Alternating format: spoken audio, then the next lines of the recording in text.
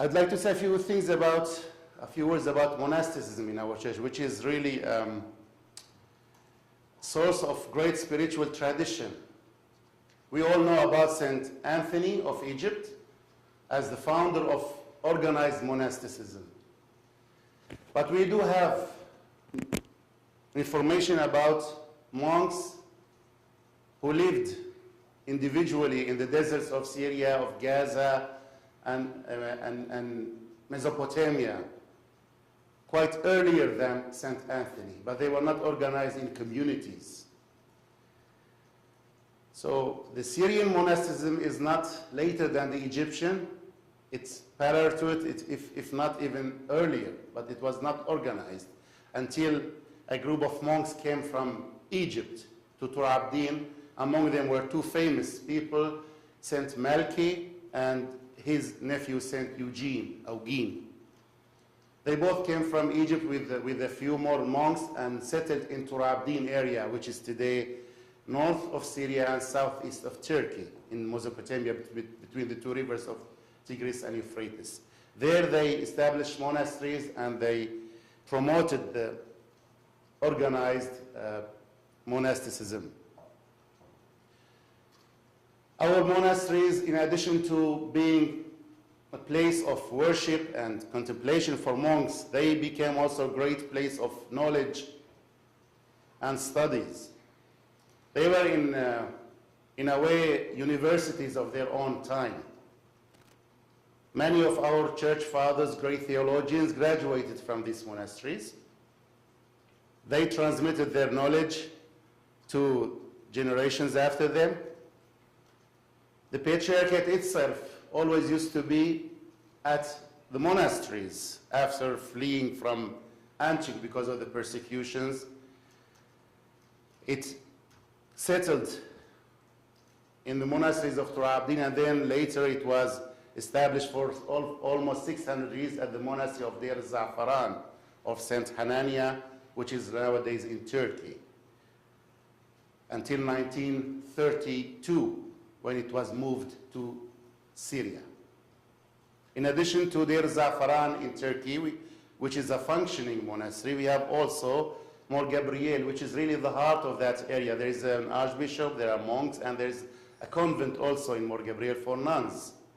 They serve as the community center of our Syriac people in Tur Abdin area.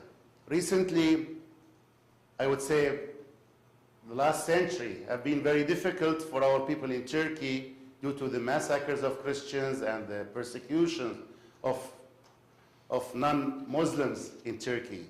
And these monasteries, especially Mor Gabriel, was the refuge for our people, for the clergy, as well as for the lay people.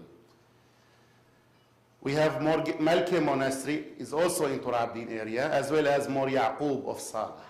These four monasteries are all functioning with very few monks in each, 2 or 3 in each of them, but they are visited by our people from Europe mainly on daily basis. They are centers of pilgrimage. Mor Gabriel, Only 3, 4 priests? only monks. There's the archbishop, there are students there, there's about 30 minor seminarians there, and there's a convent for about 20 nuns at Mor Gabriel. But in terms of monasticism of monks, there are only 3 of them, yes. In addition to these monasteries, we have the monastery of St. Mark's in Jerusalem, which we claim that it's the upper room where Jesus, the Lord, did the Last Supper and established the Holy Communion, washing the feet of his disciples and so forth.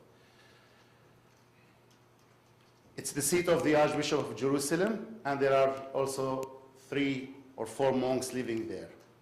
And then finally, of the traditional monasteries, we have Marmatta in Iraq, St. Matthew. It's north of the city of Mosul. Again, it's a 4th century monastery. It used to be the seat of the Catholicos of our church. I will talk about later on about the Patriarch and the Catholicos in our church. The Catholicos, who is the second ranking to the Patriarch, was the local head of the church in the eastern parts of the Patriarchate, in Iraq and Iran.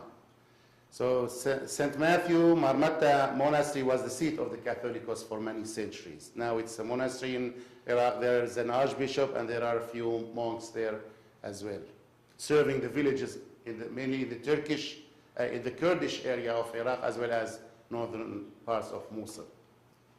These are the traditional monasteries where monastic life exists. In addition to these, we have a few monasteries that have been established recently, but they don't really function as monasteries in the traditional meaning of the term, but they are rather service centers, diocesan headquarters, and places for religious education, such as St. Ephraim in Damascus, where we have the Patriarchate located, and our major seminary in Ma'arad Saidnaya, Damascus. There is a convent inside the compound of that monastery also for nuns, but this is recent. They just celebrated the 20th anniversary of the founding of this convent. St. Ephraim in Holland is another monastery, was established and consecrated in 1984. It used to be a Benedictine monastery. It was bought by our church, people there and consecrated as a monastery and as the headquarters for Europe. Now there is the Archbishop of Holland residing in it. There are 4 or probably 5 monks, and there are 3 nuns. Again, it's a place for training seminarians, deacons, and holding studies in Syriac language and other religious education. St. Eugene Augin is called after the famous St. Eugene of Nasaybin. St. Eugene in Nasaybin was established by the monk who went from Egypt. It became a great center of monasticism in the area. The church, the 2 parts of the churches, our church and the Church of the East, were fighting over it. Sometimes we will get hold of it, sometimes they would get hold of it. That's the history of Christianity, always fighting. But then at the end, I guess it was an episcopal center for us until it was destroyed during the massacres of Christians during the First World War. Recently, I'm happy to say, 2 years ago exactly, we were given access to that monastery again by the Turkish government. I myself went last year, and I was speechless when I got there. It's centered right in the middle of the mountain. It's very difficult to get there, but once you are there, you feel you are in a different world. It's almost a city, not a monastery. We are told that there were thousands of monks living in that monastery. It cells all over the mountain, dug into the rocks of that mountain.